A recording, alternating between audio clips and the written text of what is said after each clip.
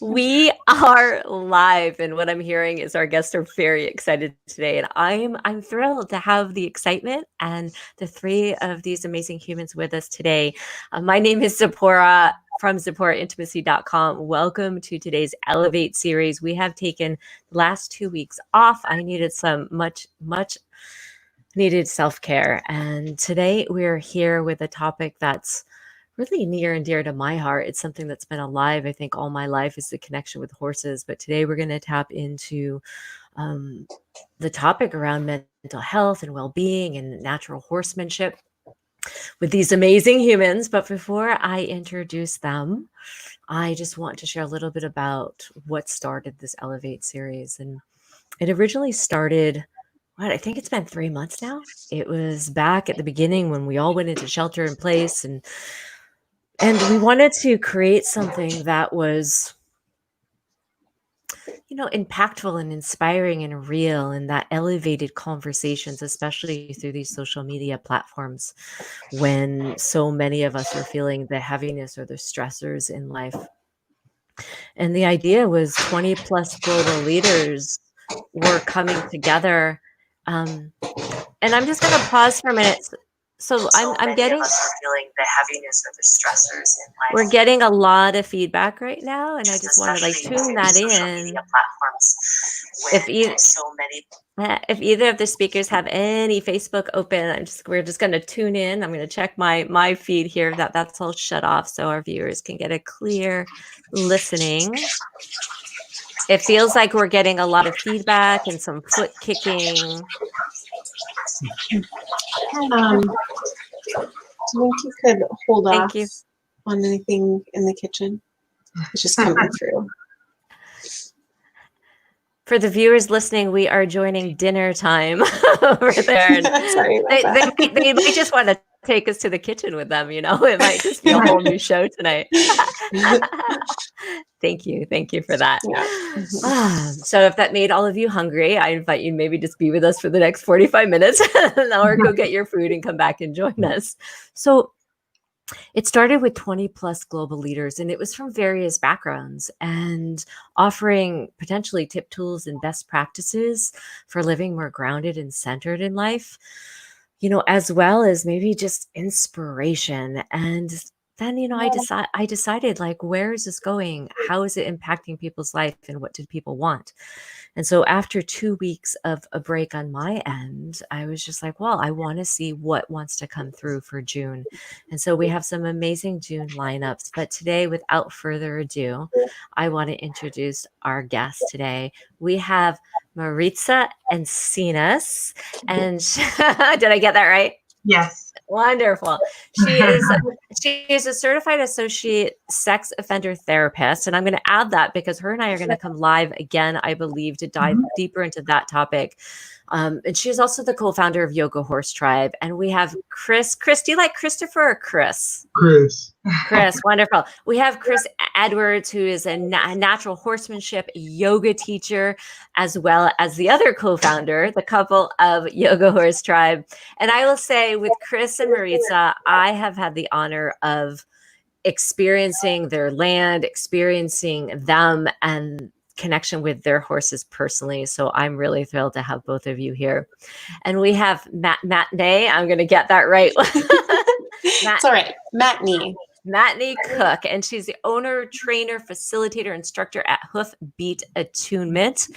And I'm going to hand the baton over to them now to share a little bit more about your work and your inspiration to doing what you do with these amazing, I think they're wisdom keepers, horses on the planet today.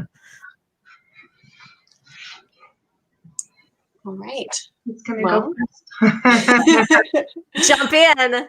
Okay. I guess I'll start it off. I was really fortunate to grow up with a mother who loved horses.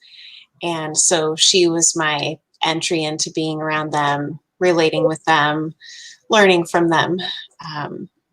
And then from that, when I was in my 20s, working alongside her, teaching horses how to understand people and people how to understand horses. I found that pieces of my communication with people were challenging. And so I felt like I could communicate well with their horses, but sometimes being able to share that connection with the horse owner or the people that I was trying to teach was challenging for me. So that led me to learning about equine facilitated learning through Lee Shambeau of HEAL, which is Human Equine Alliances for Learning. And at that point, she was living in Washington State. And so since I live in Washington, it was really convenient to go work with her. And that was my entry into the more therapeutic side of being around the horses, the way that they inform you of what it is that you're bringing into a relationship, I guess, that I know we'll all go deeper into as we talk about this. That was an entry into me doing a lot of self-work that prior to that, I didn't even know that I really needed to do. So I'm incredibly grateful that I was then able to bring that back into the horsemanship work that I had already learned and begin to integrate EFL into natural horsemanship in my own unique way. So I'm still discovering that day by day with every client and horse that I work with. And yeah, just feel really fortunate and grateful to be able to do what I love. That's very cool. Yeah. Thank you for sharing. Matney, could you share a website right now where people can look you up? And I'm going to plug that into our comments right now. Yeah. My business name is Hoofbeat Attunement. And my website is www.hoofbeatattunement.com. Great. Thank you. Yeah. Yeah, I have. Yeah, go ahead. Just going to say I have a Facebook page as well that I post different events on. I'm looking forward to having some workshops this summer at a place called Iconi Ranch, which is a whole other story, but a really fantastic ranch, incredible herd of horses, beautiful group of people. Wonderful. So.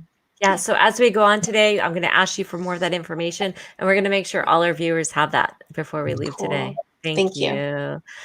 Chris, I'm going to chime in with you. I had the gift of working with you and on your horses, and I want to hear more about, I want to share with the viewers more about you and why you do what you do. Well, I work with horses for a long time. It's 27 years I got now working in the horse world, and I always really enjoyed the kind of difficult personalities because they do have a lot to say, and when you get something going on with them, it feels very rewarding because you earn it, you really earn it with those guys, and I think the time that you came out here and you spent with my Kiger Mustang Chavez was one of the most perfect examples of what we're doing, which is I take a few basic natural horsemanship skills, communication skills, and hand them off to people, and I kind of back off and get out of the way, and the magic all kind of takes care of itself. Horses, I think horses mean something to everybody. They're such a huge symbol to us in some way or the other. So when you kind of give the horse and the person a little bit of ability to communicate with each other, then everything just kind of runs on its own at that point. Chris, I'm just going to ask you one more question because I'm curious. Did you have a particular experience in your life that kicked off your closeness, because you're really connected with the horses, like that started that for you? Anything that you remember? I've always loved animals, and they were. I was riding horses when I was 12 or 13. The fellow that lived just down the road from us bought a lot of racetrack calls, and that's horses who had come off the racetrack because they weren't fast enough or whatever. And So I was getting to work with really interesting guys like that early on. Maybe you're thinking about something I told you about. There's a more of a spiritual experience for me that I had a the kind of classic experience of getting out of my thoughts and kind of seeing reality a little more clearly for myself, I guess. And I felt like that because that was pre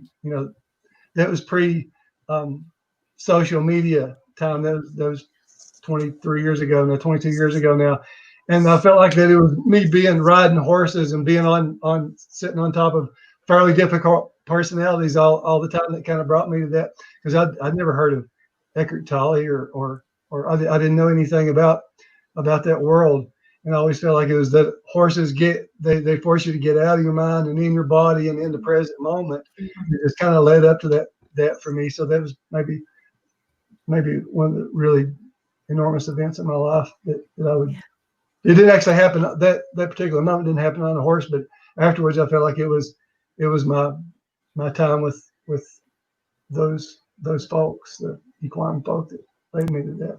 Yeah, thank you. And I just thank you because what I'm recognizing as you speak and what I'm feeling is that, because I heard the repetition of the difficult, and you have this, like maybe with all of us with horses, it's like this ability to see beyond the difficult and to like see that there's like there's more. And I get chills and I get tears right now, like to see beyond the difficult and see that there's something wanting to be heard. And I think that's so relevant on the planet today. And Yeah. so thank you for your work and what you're offering. Yeah. Maritza. Yes. Hello. Hello. What can I talk about for you? Tell us, who are you? Tell our viewers who you are and why you do what you do in the world. Because I know you combined a few different things with Yoga Horse Tribe in your work, but share a little bit more about that. Well, I'm a mental health therapist, and my specialty is sexual abuse. So I treat perpetrators that are juvenile males and adults historically, all the way through adult male and female, most of them being convicted cases, or sometimes I'm asked to do evaluations ahead of time. So I've been a behaviorist my whole life. And it's funny, I just turned, 44 recently, and my grandmother was saying, when you were like 8, you said that you were going to be a psychologist or a therapist or something.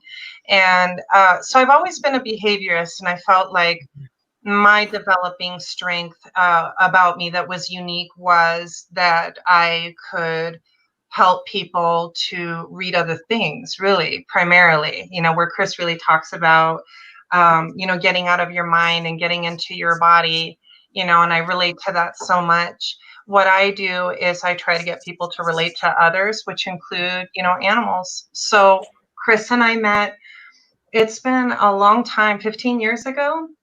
Yeah, and I had been a drug and alcohol therapist before that. Really wasn't my bag. It just wasn't really grabbing me like I had hoped. I didn't feel very connected. And I was recruited to do this perpetration work, which really changed my life and the way that how I help people, or how I teach people, like a skill like empathy, which has become quite a generalized term in society today. But, when you're talking to Yoga Horse Tribe students, whether it's children or an adult, you can tell the students who see an object versus a living, breathing thing that is with them. And that really relates to my field a lot. So I maintain a private practice during the week, and in my spare time, I co-facilitate with Chris, and I teach yoga on the mat in our barn. And I'll join Chris in the arena for ground and mounted yoga work with our horses. And I think just we actually met on a horse ranch in Tucson, Arizona. It's called Tinka Verde Guest Ranch. And I was a wrangler running away from some problems, working 7 days a week. And Chris was the Bronx stomper that came in from Virginia to work with, problem horses so they'd be okay for the dude string. And it just kind of evolved over time, our blended kind of skills, but us always being on the same page of, I think this could really help people. And I think it's a myth for people to think that you need to grow up with horses to feel a connection with them. People are connected to many things, whether it's healthy or not. We have attachments to those things. And we just started finding the way, Chris, through traditional riding lessons and then kind of the evolution of taking equine assisted psychotherapy, training with EGALA, going through that certification to what it is now. Chris went to yoga school sometime before I did, and then I followed, last year. And we decided we wanted to bring people something different in an experiential experience, right? Like lifetime, we can't control the behaviors of the horses because they're their own living thing, but we can embrace it just like we expect people to do that. So I just kind of blend the two worlds together because for me it's the same. People, horses, connection, the seeking of something, the needing of something. You can see it on all of our students and how diverse they are.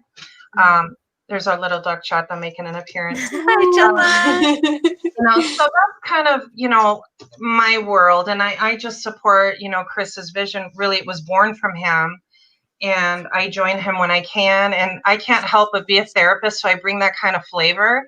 And, that's really appropriate for some of the students, right? Whereas sometimes it's best if they work with Chris alone, or it just depends. But it's been pretty, I don't know, it's been pretty mind-blowing to see some of the things we've seen happen in our barn.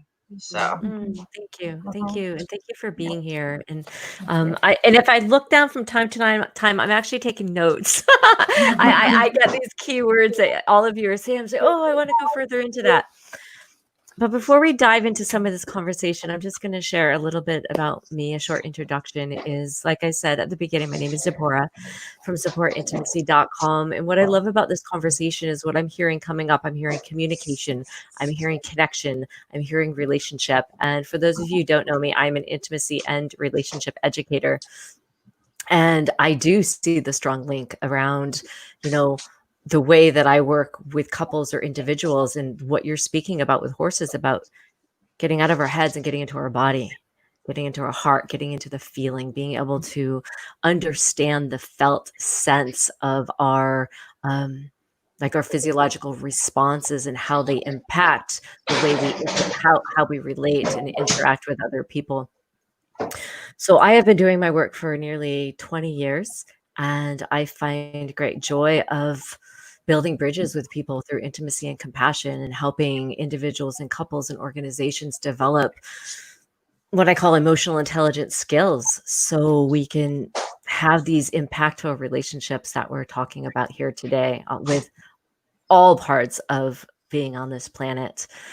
One of the things that's alive with this conversation is, for me, is that building a relationship with existence and all of our surroundings, whether that horses or nature or the way we feel. And so where I want to start and where I want to go, because I know there's a lot we can cover today, is I want to start something near and dear to home for all of you. I want to know what's alive for you presently, because one, we all go through our challenges. We're in this consistent state of, there's the unrest on the planet today, this huge fiery transformation happening on the planet. And, I know for me, it's those moments of being just really on point, and then moments that I just need to shut off and just really get centered and do my own practices.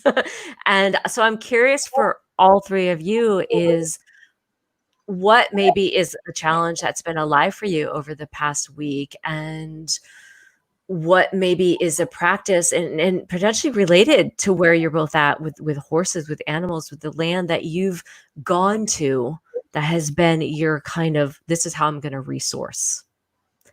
And I'm not going to call in anyone. I'm just going to toss the baton and just jump on in.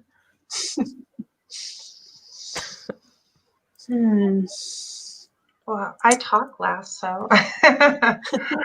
Matney, maybe you want to say something? Yeah, definitely. Something that I've worked on for my entire life, but the first thing that popped into my head at your question is self-worth. I feel like that's something that since the start of the pandemic, I've worked on in a different way, in a deeper way. Since so many of us were given permission to stay home and take care of ourselves, whereas usually, me included, I'm somebody who keeps myself really busy. And oftentimes my self-care doesn't happen as often as I would ideally like, right? So for me, there was some guilt to work through, like slowing down that amount to keep myself healthy. At the same time, I have been able to continue doing work with select clients in very safe ways, observing social distancing, and have connected with them more deeply because of the level of intensity of the world too. So in my work with horses, as in each of your works, empowerment is such a huge piece of it, right? And even before I was working as an equine professional and facilitating others finding their own way to be empowered around horses, it was a place that I could go to find my most authentic self, to feel at ease, to feel safe. So in that same way, one of my main ways of discovering my self-worth is working and being with horses and supporting other people in finding their way to do the same thing. Thank you. Yeah. Thinking about kind of the evolving, theme today, I think about in the beginning for me, horses began later in my life, like in my early 20s. And,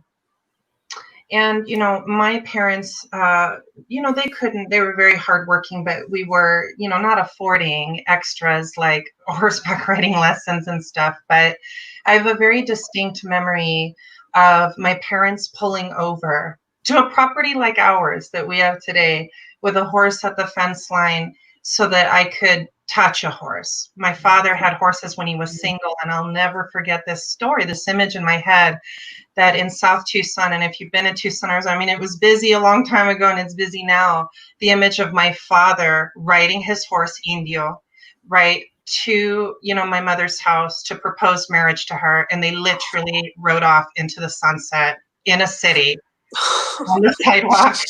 And, so, even though I grew up very urban in West Glendale and Phoenix, anytime there was a horse around, I gave myself whiplash to look, or I was very typical in that way of when I grow up, I'm going to have a horse. And so that time that my parents pulled over, and I was very young, but it was a flea-bitten gray horse. I remember that older horse, because now I know they, whiten up over time. So now I understand that it was an older horse. But I pulled over and they let me pet this horse. I remember thinking, that it was so great, and my parents weren't like, be careful or don't, or they'll bite you. And I don't know if I got some of that trust from my father, but I grew up in a city and I didn't grow up with horses, but that memory has been burned into my mind ever since then. And I made a decision right then and there, like when I grow up, I'm going to have horses. So today we have 17 right here on the farm. And Chris is laughing because, why do we need 17? But we do. And,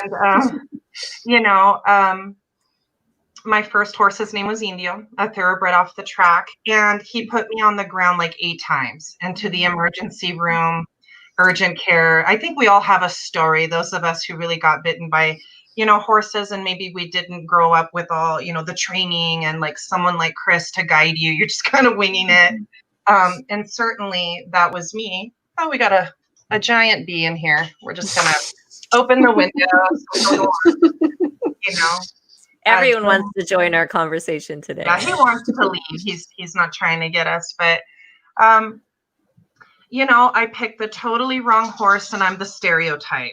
Instead of being very sensible and asking for feedback, I just pulled up at some dilapidated barn one time, saw a skeleton of a thoroughbred rotting away in a cell with urine and manure up above his hocks. And I thought, you coming home with me, right? I overpaid for Indio, and I didn't know anything. And he had that track lean, right? And you hold on, they go faster. That's all they're really trained, to do. But he was my first equine teacher. And even though I was like scared to death because thoroughbreds run fast and and people made fun of me, at my first boarding stable, like, she's crazy, or like, oh, she's going to end up paralyzed. And after a while, the urgent care and TMC, Tucson Medical Center, they were like, again, like they'd see me come in. And I just refused. And there was this gentleman named Ben Freeman, so I am going to mention him and credit him. He had mules at the same barn I did, and he taught them to drive, and he was always training. He was a wonderful man from Tennessee, and he's been gone a long time. And I didn't know it then how powerful his presence would be to me. But I was very self-conscious, like nobody's on my side. Like everybody thinks I suck. My horse thinks I suck. I think I suck. I'm riding in the desert with a lot of cacti. On a runaway horse. And, Ben came around with his team of mules and a wagon, and he would cheer me on. Like I'd go one length, like a block, and not eat it. And I'd be like, and he'd be cheering me on. And I just refused to give up on that horse. And I had him to the end. Chris met him. But when I met Chris, I had 3 of my own horses, and I was just working them by myself on the sheer self-trust that I'm going to take care of you and you're going to take care of me. And I just felt like a commitment is a commitment, and that's what I'm going to do. And that's not surprising, I think, with people who know me, that it's like no one's stepping up. I step up and, take care of them in kind of their need. And you see the life breathe back into them, taking care of them, loving them, feeding them, spending time with them. And so for my personal journey with horses to today, I had some pretty important shaping moments, some of them very painful. And I like to be honest about that, because sometimes people, they meet you and they see all your horses and they think that you're flawless, or you just get them to listen to you and it's magic, because it does seem magical. But I've always known that it's been about connection. And so when I've struggled with my horses, I know I wasn't really connecting very well. Yeah. And I was projecting onto them the way people project onto each other.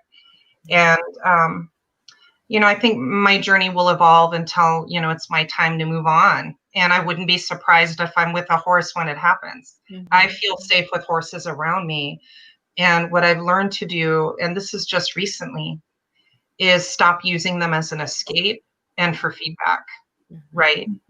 And to listen to what they might be saying to me. And sometimes I don't get it, but I always get something out of it. And I think that's important to say to students who sometimes feel frustrated that their horse won't listen, or they're fidgety, or maybe they're doing something wrong.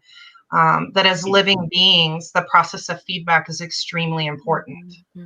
Thank you. And so, Maritza, I'm curious, thank you for sharing that. And again, one thing that just keeps coming to me out of everything all of you are sharing is that ability to be present, to listen, to pay attention to more, what's not necessarily obvious on the outside, but to go deeper and deeper with these amazing beings, and how it mirrors what's happening even with humans or people we're in relationship with. But I have one more question before I hand it over to Chris, and this question is for both of you. As I get my pen out, I just realized I was like a teacher. Did you see that? I have one more question. That's what happens when I put my glasses on and I start writing. It's crazy.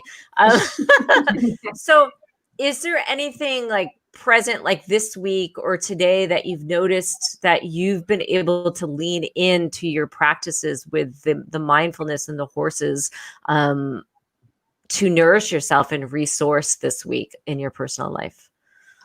Yeah, I've been out, I've been working a ridiculous amount of hours, where I'm in this, in my office at home for 10 to 12 hours sometimes. And if I get a break, I run out and I touch my horses in the front herd here, where Daisy, my horse, is. And, I'll ask Aria, have you seen Lola? That was my mare that I lost. It'll be 2 years this August, and Aria was her best mate. And I have to go physically touch them or I feel disconnected. So I don't beat myself up if I can't ride or if I can't do any activities. I just put my hands on them, and feeling their breath on my skin, or, you know, them coming into my space, I feel like it's going to be okay. There's a lot of pain in the world and people are in need and in want and uncertain, but there's always something grounding we can do to keep going. And horses do that for me. Like my donkey was braying a minute ago, and I was thinking, that's my Cece, right? Like that sound comforts me, right? Like I know she's here, right? And I'm thinking of her. But I think with all the pain that it's going on is that people might have, in my opinion, a misunderstanding that in pain we must move away from pain. I believe that it is through discomfort and examination that we learn to truly heal. And I believe horses help, animals help, people help tremendously with that. And it's not always through a traditional modality. So that's where horses can be very helpful to me personally. And I would be selfish if I didn't want to share that with somebody else. I used to be selfish. You can ask Chris. I didn't want anyone to ride my horse or my tack. Or, you know, I felt like it was mine, you know, and now I've evolved to being like everybody, right, should feel this.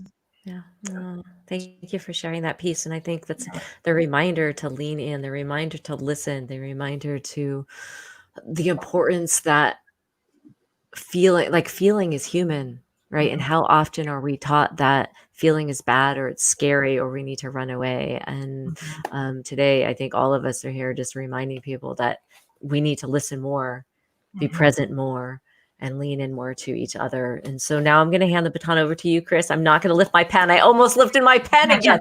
I don't know. Maybe in another lifetime I was at school. I was like this school teacher. I don't know. So Chris, I want to know, how do you resource when you're feeling low and challenged when it comes with your horses? You know, we have a couple of the lawn chairs sit over by the pony pen, and we've got the ponies in one pen, and right beside them are the Mustangs and the smaller horses. So I like to just go over and sit and watch and just look at them. And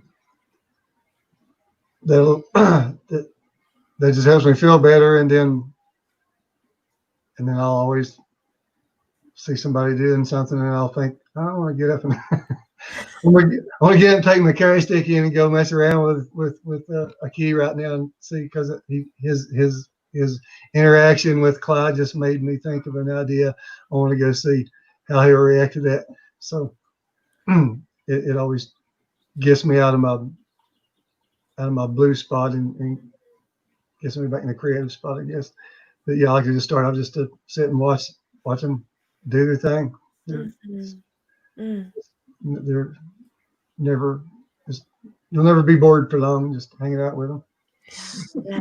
And you're so brilliant at just watching. Like, I'm just gonna chime into that because you know, I remember being at the ranch up at Yoga Horse Tribe and learning from you and just that it seems so simple, right? Of just being and watching and listening and the body language, and like there's so much information when we just watch. And I'm sharing it also from a human place. Like I do this in relationships. It's like when we just pause before we take action, right? Before we just jump and do something, before we react. And just take, and you're so good at that. Like, that's what I remember that about you, like just pausing and observing it all. And like, there's so many points that we can miss. And so the pieces that I'm hearing that I want us to chime into now is like, I'm hearing like the communication, like watching the unknown behaviors, like the less obvious.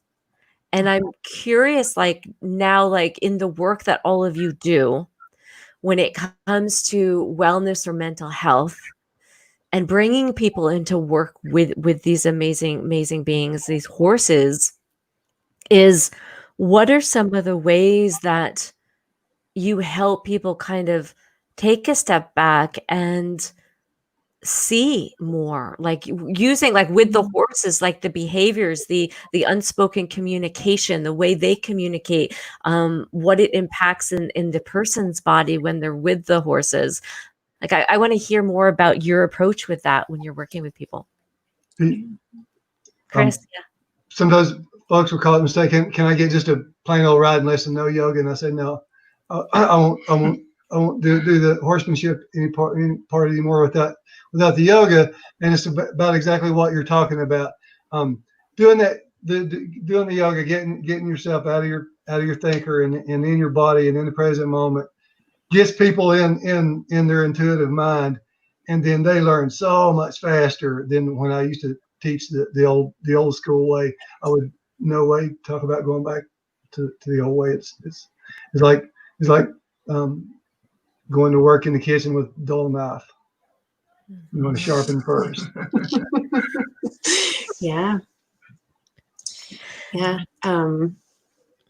So some of the people that I work with have their own horses, and maybe there's a certain goal that they have, something they want to achieve, or they just want to develop a better understanding. And then on the other side of that, like when I do more direct mental health based work, it's with a mental health professional, so as the equine specialist. Right. So in those two situations, I feel like it's very different, right? Like somebody who has a horse has this different level of attachment, right? And so oftentimes I'll talk about beginner's mind in addition to like a basic ability to check in with your level of excitement or calm just through your breath, just like how calm or excited does your body feel? And then we'll turn and look at the horse together. Okay, like let go of what you've thought about this horse before, what happened with the horse yesterday. Like practice letting it go and just tell me what you see. How excited or relaxed are they? So with the equine facilitated psychotherapy work, in that way, I feel like people are coming looking for that right away, right? Like they want to find those mental health pieces. So in that way, I feel like people who don't own their own horses, they enter into it with that beginner's mind, wherein you don't have to remind them to let go of what happened before quite as often. But those who are wanting to change things with a horse that they've owned for years and maybe, have had bad experiences with, or, it takes a lot of courage and it takes a lot of time. But yeah, I think the reminder of beginner's mind, and that balance between beginner's mind and honoring what you've learned about the horse too. So often is that intuitive connection, that present moment awareness of like trusting what your body has to say about it just as much as what your, amazing computer of connections up here has to say about it. Yeah. Wonderful. Yeah. I just typed into the chat, let go of yesterday and be present in the now. And I find that, what you're sharing with the horses is, I find the similarity with humans. It's just so amazing. Like the horses are just such amazing conduits for building and cultivating right relationship. Right. And so that piece that I'm hearing you is like, feel what's happening now. I always tell my clients to tune into the simplest of physiological responses in your body. Watch what the nervous system is doing, because that's your information, right? Let go of the judgment or the attachment, like you're saying, to what had happened, because otherwise, and I'm repeating myself, but right, we're going to miss the information that's right here. And for those of you listening, is like, just while you're listening to our amazing guests speak about their work with horses, I want you to also start to think about your intimate relationships and see where that mirroring is right now with everything that we're speaking about. Yeah. Thank you. Manny, you just totally convinced me to start working with people and their horses. I'm sure you get into much juicier good stuff. Well, I hadn't thought about that. Well, okay, that's big. Yeah. Oh yeah, yeah. It's I mean, gosh, okay. Well, any way you go, as you teach, as all of you know, you have to have incredible patience, right? Mm-hmm. Patience and compassion. And sometimes with my students that have their own horses, it gets tested, right? Like I've certainly had some students where I think like, wow, they're paying me, you know, but I don't really see the application happening or the change happening yet. But so often that holding space and believing in them and believing that things can change for them and waiting until they open up just a little bit to things being different, right? Like each one of us has to unlock that within ourselves before we're ever going to open to the teaching of it, right?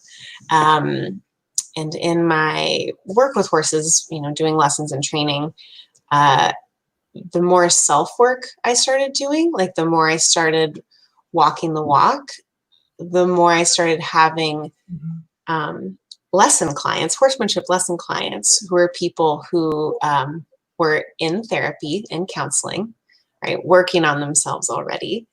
And they wanted to, in their relationship with their horse, better themselves, you know, discover that self-mastery.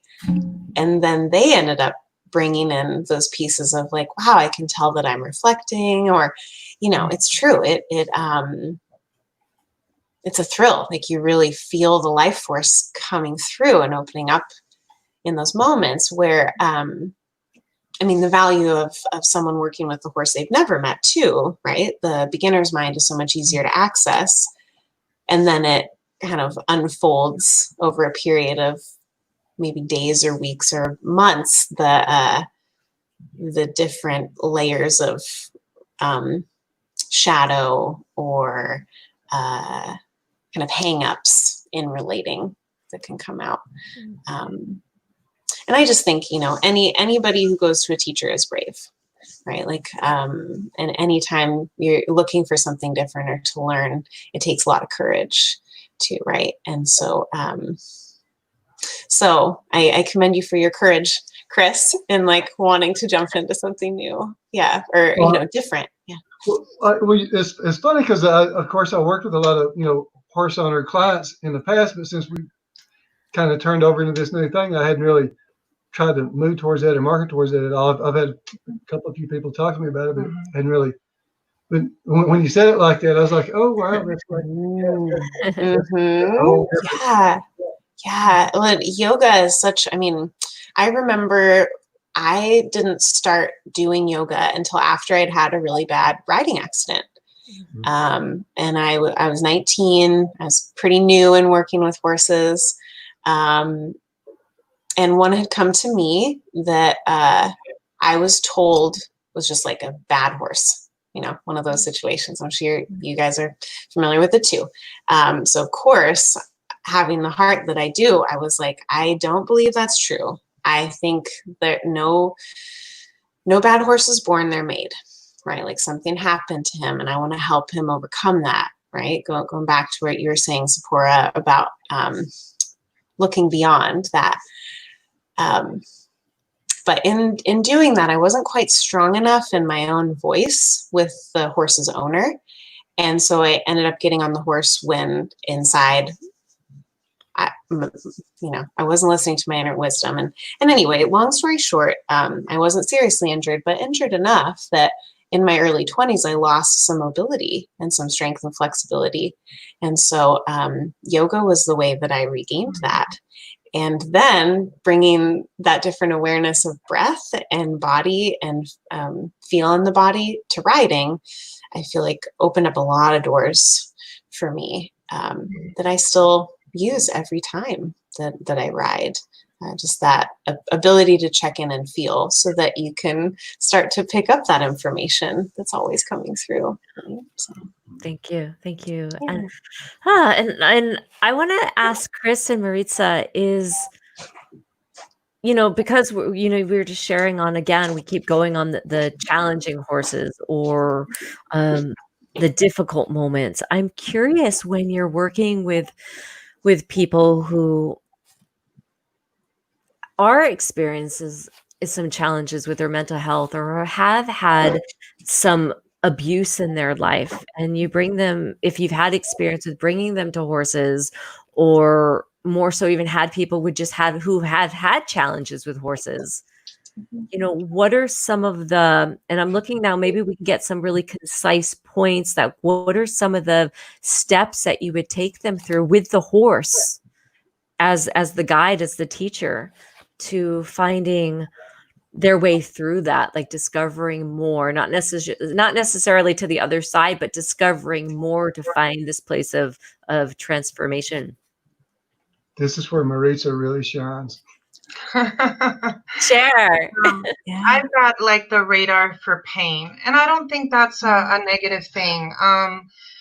I feel like whatever reason I was given the gift of sensing what's happening with somebody, whether they're being very aggressive or very pushy or having, poor boundaries, or they just cannot catch the horse for the life of them.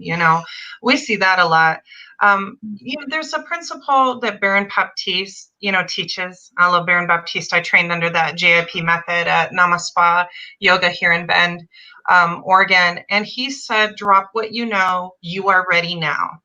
And although I may have not articulated that in my past until I went to yoga school, it really resonated with me as a clinician. And when we get people in, that I'm not surprised.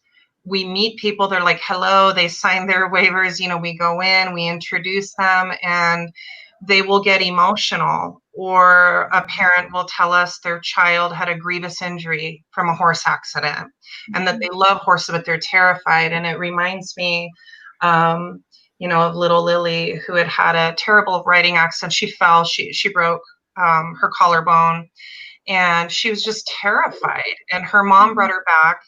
And I thought to myself, okay, there's obviously something more terrified with this child, as she's on the back of this really good horse, right? The horse is behaving. And we learned, her mother said she had a terrible accident. She loves horses, but she's been so scared. We thought bringing her here might help. So you kind of get on the fly, like trauma, and people will just tell you about it. And you think they tell you about it before, like, I'm coming to work on trauma. But no, it surfaces when the emotion surfaces, right? And you can be excited and be terrified at the same time. And you can be fearful of another accident, but still be willing. And, I try to just help people understand that both can coexist at any time, that feelings are real. Sometimes they don't match the facts, sometimes they do. And I remember that little girl, she cried for her mom, and her mom was at the gate there, and Tziporah knows what that looks like. And it takes a really strong, willing parent to not rush in, right, and scoop up their child who is freaking out a bit, and, that instinct to kick in and say, ground with me, right? Where the energy from the horse travels up to the person, to you. You're grounding them in that traumatic moment, and you are here now. You are ready now. You're actually doing it now, even though you feel scared. And, I'm not going to let you fall. I'm right here. That's why we're right here, right? To make sure that you're physically safe. Let's work on your, feeling safe. When you're talking to a little girl, you're not going to say emotional safety and confronting cognitive distortion. You're going to say, be with me, right? Be with me right now. I'm right here with you. Your mom's right over there. And we all know that you could. So it's good that you can, right? But I think adults were more jaded and cynical with our more life experiences, more pain, more trauma, more negativity. The world permeates all the time, right? Bad news, bad news, bad news. We don't really celebrate heartwarming stories. We don't celebrate the struggle, right, of humanity, and that there's always good people to see other people through, and that people who do bad things, the opposite was also true, right? So I just kind of operate on that construct. So whatever walks in, I just feel like I'm ready. That Baron Baptiste principle. And if I could meet him, I would tell him that. When I heard that, I was like, I know what I'm doing with that. I immediately knew in my practice with clients in a traditional, a setting, doing psychotherapy and cognitive behavioral work, and in the experiential setting, working with horses, drop what you know, fear. You are ready now with your fear. And that to teach people that is tricky, but that's really what we're striving for, is not escape, but commitment to yourself. Yeah, I And love that. I love that. we are the vehicles to do that, and also for each other. I mean, I don't know how many times, and I'm sure we've all seen something like that, where you have an agenda, you have your lesson plan, and then just something breaks free that you weren't even expecting. And Tziporah, we had that experience with you, with our Kyger Mustang Chavez, who's really, we like to say he's very special, in the way that his mind works. We had never seen him follow around a student of his own free will without Chris having to maneuver it or to talk him into it. And so you see things that you're like, I wasn't even planning on that, but I embrace it. And this is weird and very cool at the same time, because you get to be witness to it. And so when people come in for their lessons, yeah, we have a mat practice in mind, and their injuries perhaps to be mindful of, and what horse we're going to use. And then all of a sudden it doesn't go to plan. And that's something that I love about working with horses, is that often it doesn't go to plan. And you embrace that, right? And people end up being thrilled about their experience. And even if there's someone where people are not convinced, especially with mental health patients, Chris and I ran a psychotherapy program in Tucson, Arizona, for a company that Chris worked for, La Frontera. And we were working with clients that were adults diagnosed with schizoaffective and schizophrenia with active paranoid delusions and hallucinations. And we're working with them with the horses, right? And getting them to ground themselves through their fear, through their wanting to give up, through their emotion. They were wonderful teachers for us, because they taught us, no matter what the stimulus is, no matter what is going on, we can connect through the breath and connection to all things, Yes. Animals, nature, people, and that fear is meant to be examined, not absconded from. Yeah. You know? Wonderful. Wow. Thank you. So much richness in there. Thank you. Yeah. And I want to pass it over to Chris, and I also want to share about that moment with the wonderful Kyger Mustang with Chavez. I arrived to Yoga Horse Tribe one day, my first session, and he just stood out to me. Like, I saw him in the field, and I'm just like, oh my goodness. I'm like, that's my horse. I was just like, I wanted that horse. And he was just so beautiful and so majestic. And just, I think it was the wildness in him that attracted me. Chris knows what I'm talking about. It just attracted me. So it was such a, I showed up with this, idea that I had no clue what I was in store for.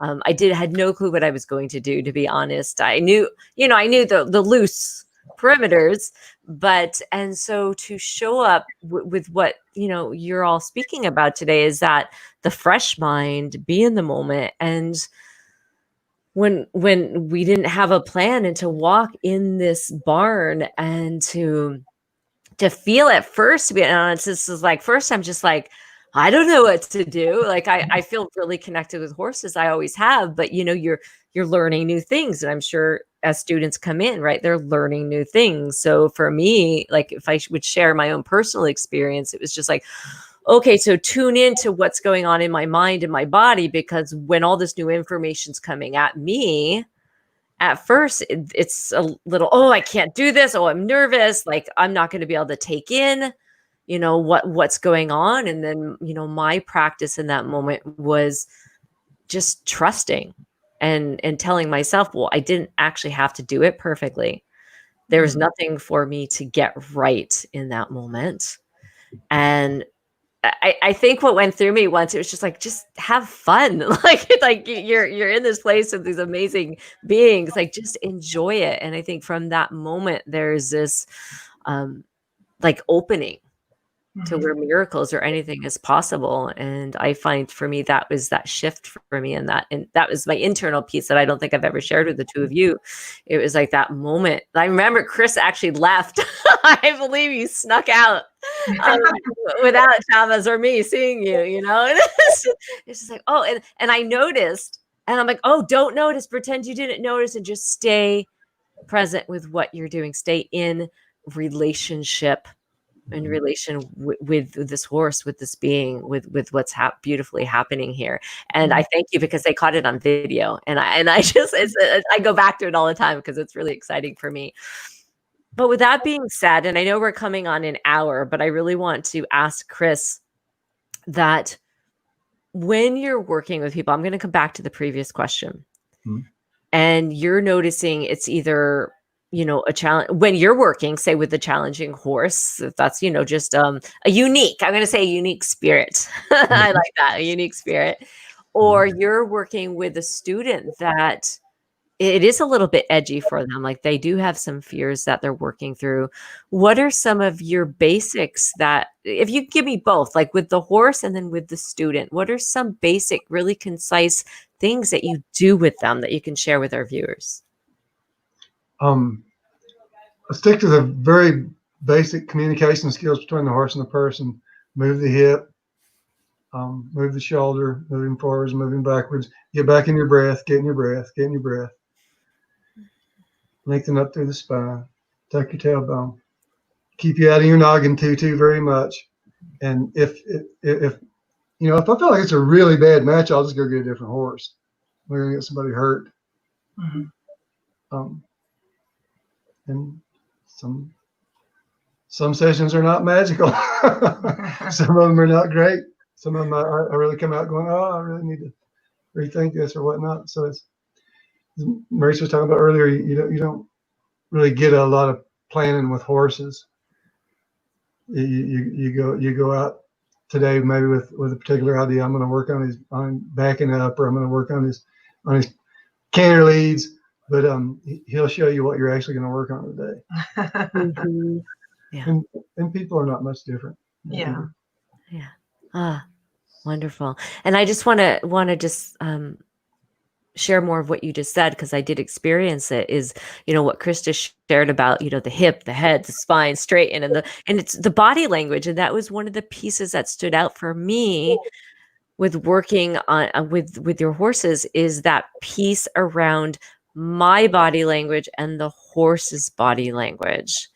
And like it really comes down to that. And like they're always, and again, I'm so grateful I could speak through my personal experience, is that they're always watching. Like they know what's going on, and it's usually me or the human that has no clue what's going on. And it was my lesson to learn that, oh yeah, there's my body's moving that way. They're sensing or seeing that. Connect through that. So I just wanted to expand on that for the viewers. So thank you. So as we come to an hour, we are going to have to prepare to close soon. But before we close, I really would love to hear from all of you is what is one last closing thought that you would like to share with our viewers tonight?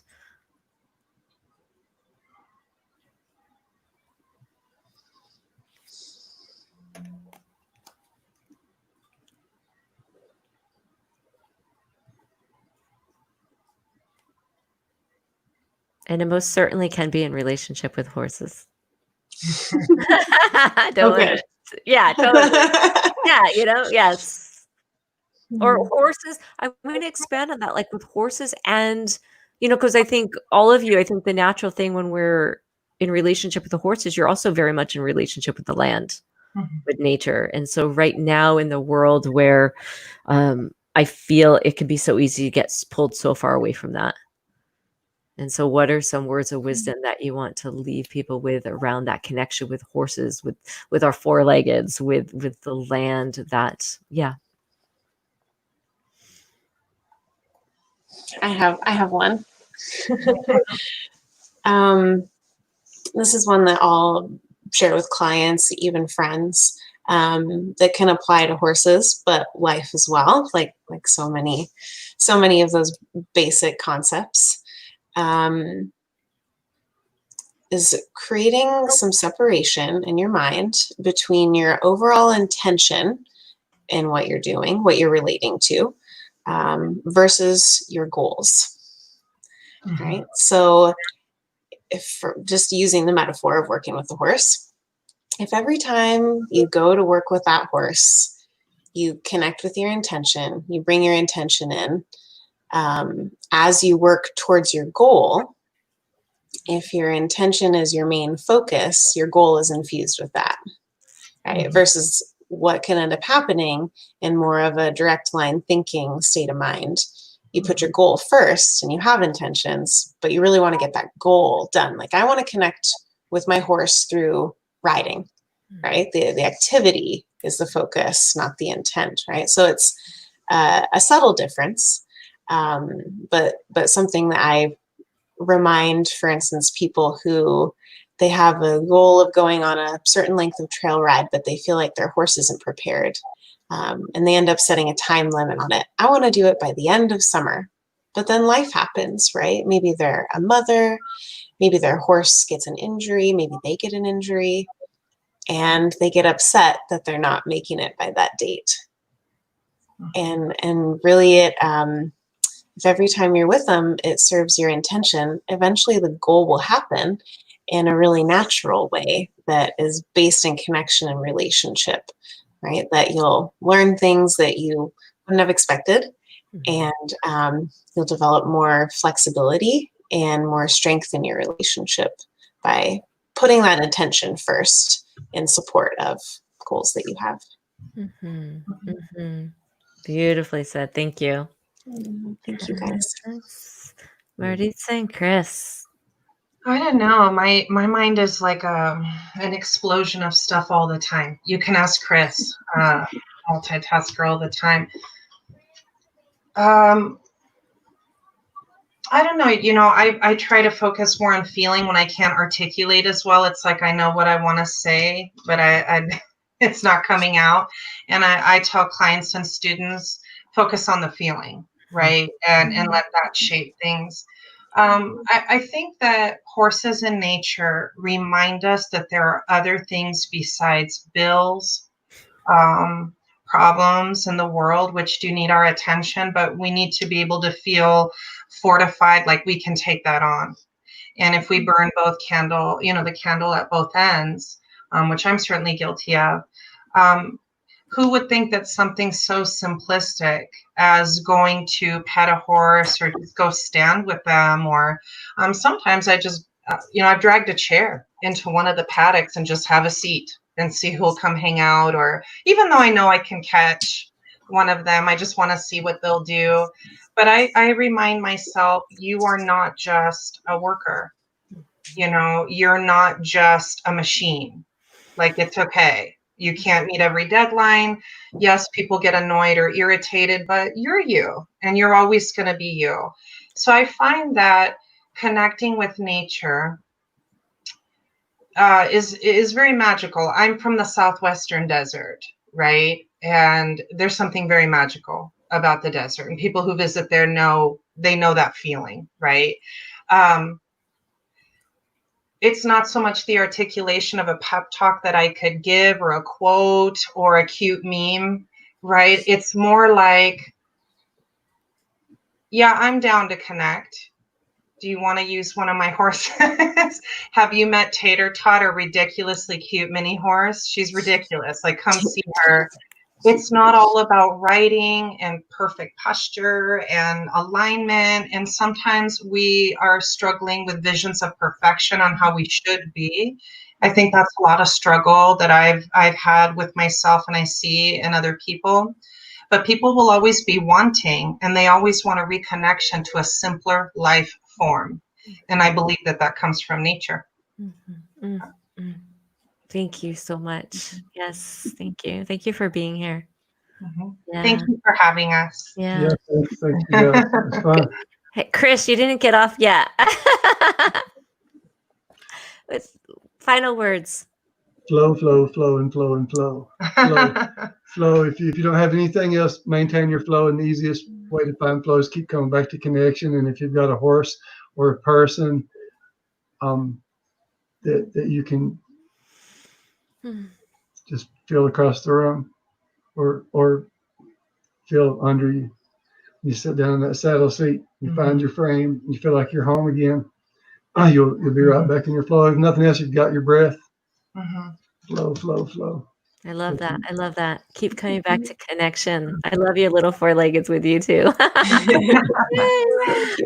So we're going to close today. I really want to make sure people know where to find all of you. Website. I plugged in your Facebook page, Maritza and Chris, Yoga Horse Tribe. Is there a website as well that you would like people to have?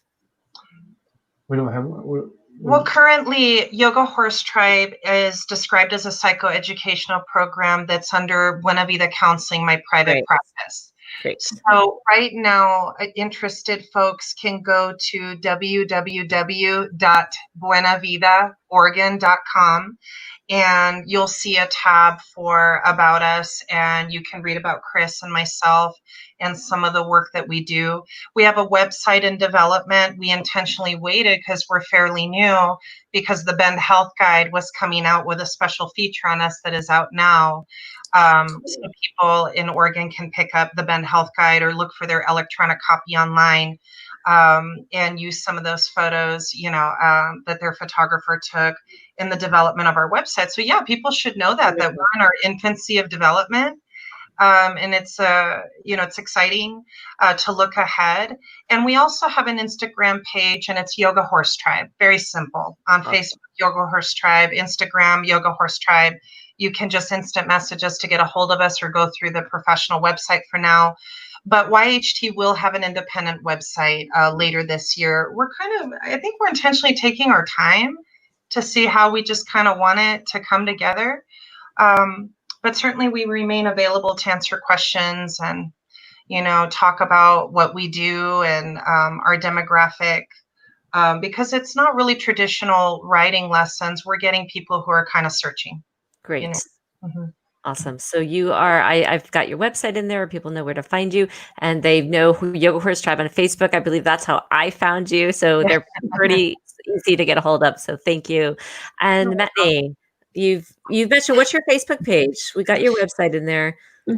Yeah. So you can find more information about my horse work on my Facebook page. This is also just the name Hoofbeat Attunement. If you look that up, I'll be posting more information about events and times when I'm available. You can message me through there too to ask me any questions more directly. And then over the course of the summer, like I mentioned before, I'll be hosting and co-hosting some communication and connection workshops with horses at a really beautiful ranch in Goldendale. So more down your guys' way. And it's called Encinas Ranch. You can go to their website for more information about that, or my Facebook page. I'll post stuff about it there. And their website is ekone.org, and I'll spell it for you. It's EKONE. Yeah, we'll just come see you. Awesome. Yeah. Oh, yeah. And Ekone in general is it's a land trust. They're off the grid.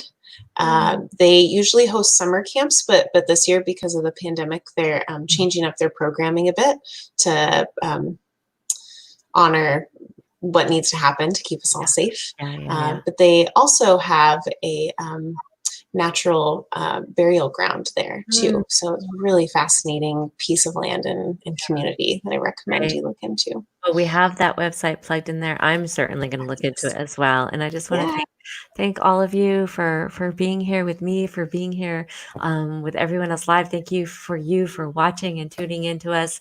We'll be going live again this coming Friday, and topics to continue throughout the month of June. So again, thank you to the viewers, and be well. Yeah, thank you guys so much.